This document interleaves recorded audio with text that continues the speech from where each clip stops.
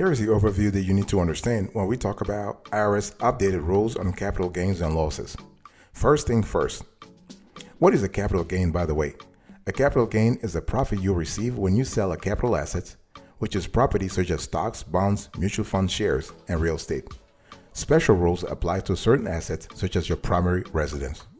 So basically, when we talk about the capital gains tax rate, we're speaking about 0%, 15%, or 20% on most assets held for longer than a year. And capital gains taxes on assets held for a year or less correspond to ordinary income tax brackets. So we're speaking about 10%, 12%, 22%, 24%, 32%, 35%, and last but not the least, 37%. So what is a capital gains tax, by the way? So this is basically a tax that investors pay on the profit from the sale of an asset. It must be a capital asset. How much capital gains are taxed depends on how long the asset was held before selling, as well as taxable income and filing status. And the thing you have to understand here is that capital gains taxes apply to what the IRS calls capital assets. Sometimes you hear the terms long-term assets or fixed assets. So this can include investments such as stocks, bonds, or cryptocurrency, real estate, cars, boats, and other tangible items. Your holding period, in other words, the time between the purchase of the asset and its sale, will help you determine how your profit will be classified for tax purposes. And assets held for a year or less before sale are considered short-term capital gains, while assets held for longer than a year are considered long-term capital gains. And so what is short-term capital gains tax? Well, short-term capital gains tax is a tax on profits from the sale of an asset held for 1 year or less. So the short-term capital gains tax that rate equals your ordinary income tax rate, your tax bracket. So it can be from 10% all the way to 37%. And so this is really important now.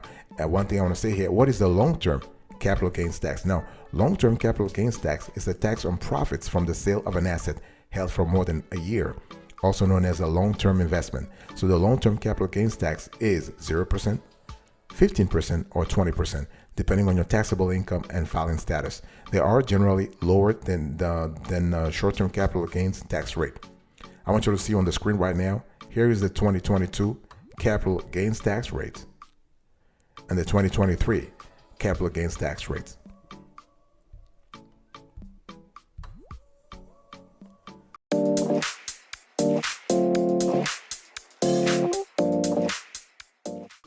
I want to talk. So what's the bottom line here? By the way, welcome back to the channel. Really appreciate having you here. We're having a conversation today about IRS rules on capital gains and losses. So what is the bottom line here? Well, the big difference between a short-term and long-term capital gain, there are two. There is a very big difference. The tax law divides capital gains into two main classes determined by the calendar. Short-term gains come from the sale of property owned 1 year or less and are typically taxed as your minimum tax rate, your maximum tax rate as high as 37% this year. Long-term gains come from the sale of property held more than a year and are typically taxed at either 0%, 15%, or 20% this year. So what is the holding period really? What is what we talk about, people talk about holding period, what is that? Well, according to the IRS, the holding period is the amount of time that you own the property before you sell it. And when figuring out this holding period, the day you buy the property does not count, but the day you sell it does. Very important. So if you bought a stock on, let's say, March 2023, for example, your holding period began on March 21st, 2023. Thus, March 20th, 2024 will mark actually 1 year of ownership for tax purposes. If you sold on March 20th, you would have a short-term capital gain or loss. A sale 1 day later on March 21st would produce long-term capital gain or loss tax consequences since you would have had the asset for more than a year. So those are little yet important subtleties you need to actually think about. Those are little important factors, okay? How much do you have to pay? Again, it depends on the holding period. So it can be as high as 37% if you were talking about a short-term capital gains tax, or as high as 20% if you are speaking about a long-term capital gains tax. It's important to understand that long-term long-term gains on collectibles, such as stamps, antiques, and coins, are taxed at 28% or at your ordinary income tax rate if lower. Gains on real estate that are attributable to depreciation, since depreciation deductions reduce your cost basis, they also increase your profit dollar for dollar. They are taxed at 25% or at your ordinary income tax rate if lower. Long-term gains from stock sales by children under age 19 or under age 24 if they are full-time students may not qualify for the 0% rate because of the kiddie tax rules. And when these rules apply, the child's gains may be taxed at the parents' higher rates.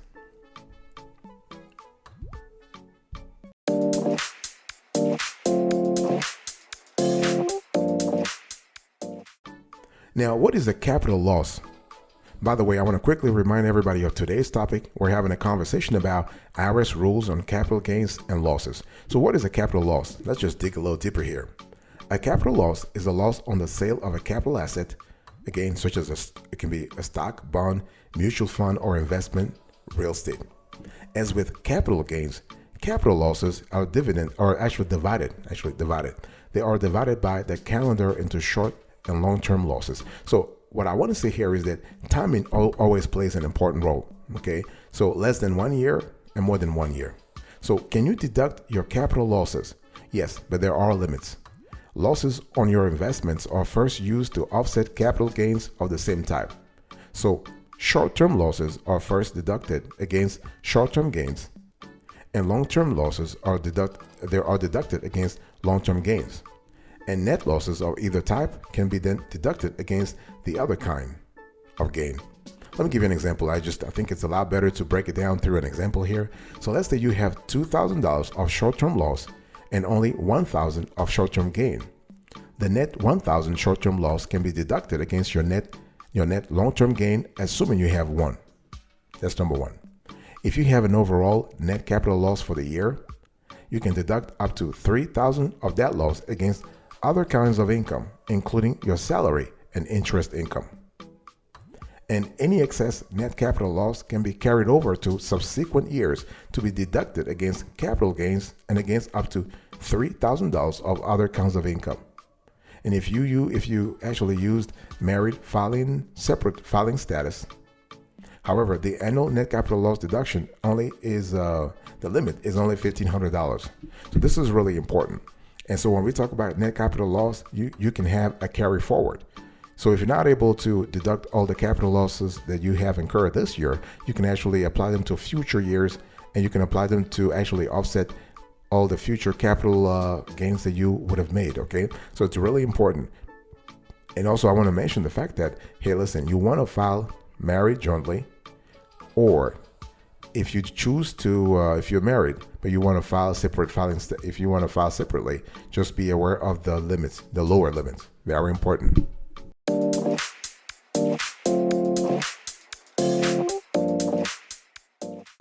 So how do capital gains taxes really work? And it's really important to really understand how those things work in real life. So only assets that have been realized or sold for profit are subject to capital gains tax. They must be realized. So when we talk about realization in accounting, that means that you have actually sold it for a profit. This means that you will not incur taxes on any unsold or unrealized investments that are, say, sitting in a brokerage account untouched. This is a good thing for long-term investors because this allows an asset to grow in value over time without being taxed until the point of sale. Holding on to an investment for a longer term can also have tax benefits once you cash out. That's because long-term capital gains tax rate at 0%, 15%, or 20%, if you think about it, they are generally more favorable than short-term rates which follow ordinary tax brackets. Think about it, from 10% all the way to 37% for the ordinary tax bracket or the ordinary tax rates. So that's a huge difference. The delta is really huge. And what I want to say here is that capital gains taxes are also progressive, similar to income taxes. So taxes owed on capital gains are generally due for the tax year of the sale. For example, if you sell stock A for a $10,000 profit in this year, be prepared to pay when you file next year. You can use investment capital losses to offset gains. Okay, I just said that before. So for example, if you sold a stock for a $10,000 profit this year and sold another at a $4,000 loss, you will be taxed on capital gains at capital gains of $6,000. Okay, it's really important to understand that the difference between your capital gains and your capital losses for the year is called a net capital gain. But if your losses exceed your gains, you have what's called a net capital loss, and you can use it to offset your ordinary income by up to $3,000, $1,500 for those married filing separately. Any additional losses, as I just said earlier, can be carried forward to future years to offset capital gains or up to $3,000 of ordinary income per year. So the limit every year is $3,000. Okay. Now, it's important to understand that there are other ways to optimize your taxes, and we have actually an entire show that's coming up that will actually talk about that, so you are able to actually have a bigger picture of your taxes before even thinking about the capital gains taxes and how they affect your future tax liabilities.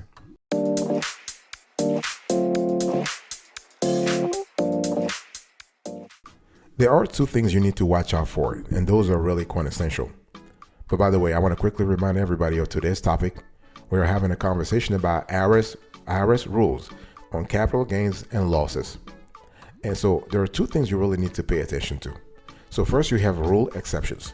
So the capital gains tax rates in what I just mentioned earlier, they apply to most assets, but there are some noteworthy exceptions. So long-term capital gains on so-called collectible assets can be taxed at a maximum of 28%. Think about that. So these are things like coins, precious metals, antiques, and fine arts.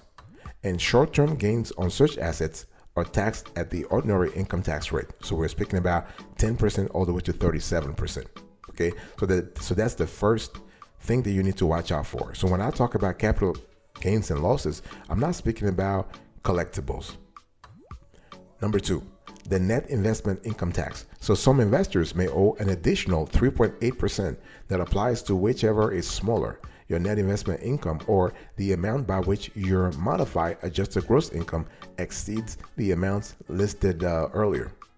So let me just give you, let me just list those amounts so we have a clear idea of what I'm talking about. So here are the income thresholds that might make investors subject to this additional tax. It's called the net investment income tax. So single or head of household, $200,000. Married, filing jointly, $250,000. Married, filing separately, $125,000. Qualifying widower with the dependent child, $250,000. Okay, and it's always important to understand everything I'm telling you here. We're giving you the foundation you need to have to understand how things work. But please, it's always important to actually contact the right expert if you need help, because we're not providing financial advice here or tax advice. We're giving you general information that is solid, but it's always important to understand that every investor has a different situation. So it's always better to contact a specialist. This can be a qualified financial advisor. This could be a CPA. This could be an enrolled agent. This could be anybody who has expertise when it comes to taxes and financial, I would say financial planning in general. Okay.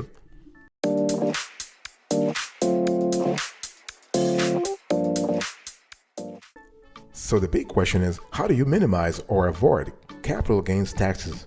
So there are a lot of things you can do. Really, it really depends on what your strategy is. But the first thing first, you want to hold on. Whenever possible, you want to hold on an assets. You want to hold in assets for a year or longer so you can qualify for the long-term capital gains tax rate, since it is significantly lower than the short-term capital gains tax rate for most assets. And it's really important so timing is really important. It doesn't matter the gyrations, the temporary gyrations of the stock. You know, people looking at, oh, the stock went up, I need to sell now and make a profit. And no. Take your time, hold your horses and take a deep breath and just wait. Number one, if you want to minimize or avoid capital gains taxes, just hold on.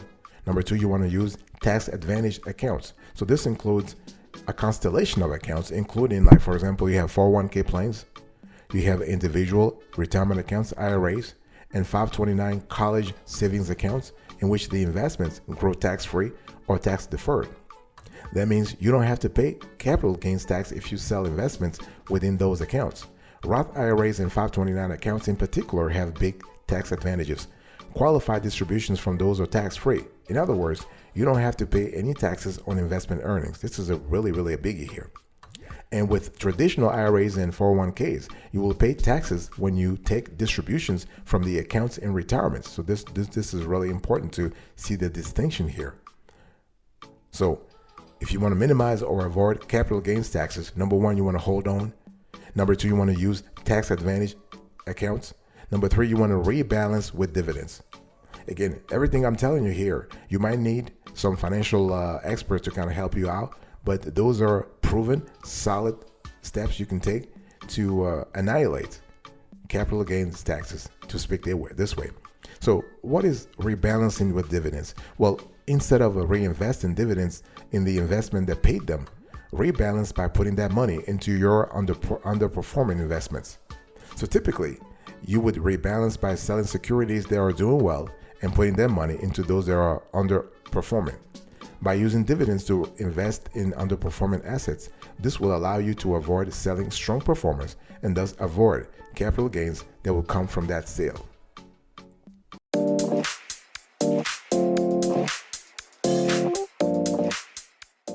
Another way you can actually minimize or avoid capital gains taxes is to exclude home sales.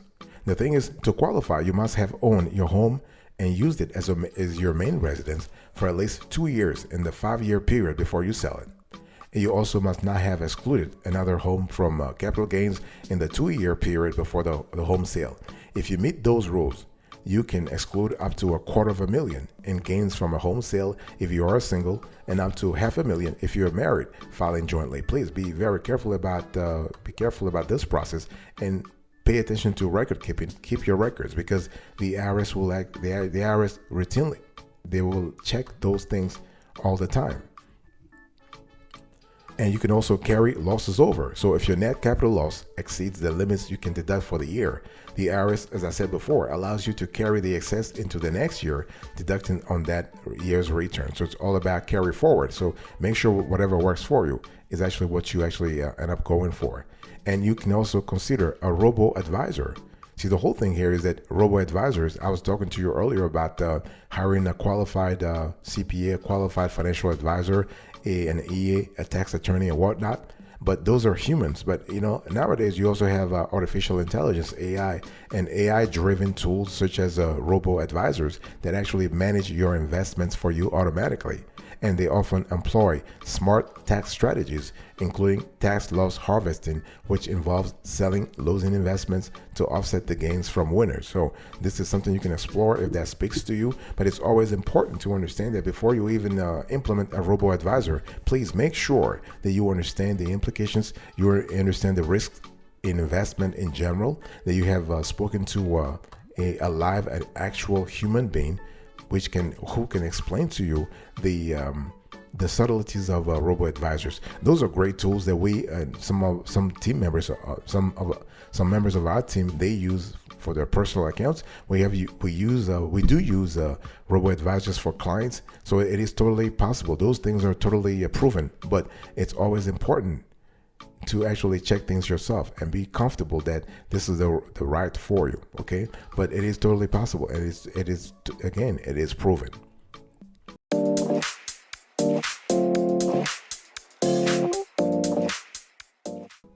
Thank you so much for your attention. I really appreciate it. In today's conversation, I was just talking to you about IRS rules on capital gains and losses. So I explained how capital gains taxes work in general, and the two things you need to watch out for, how to minimize or avoid capital gains taxes overall. So thank you so much. God bless you. I'll see you next time. But until then, remember, stay marvelous.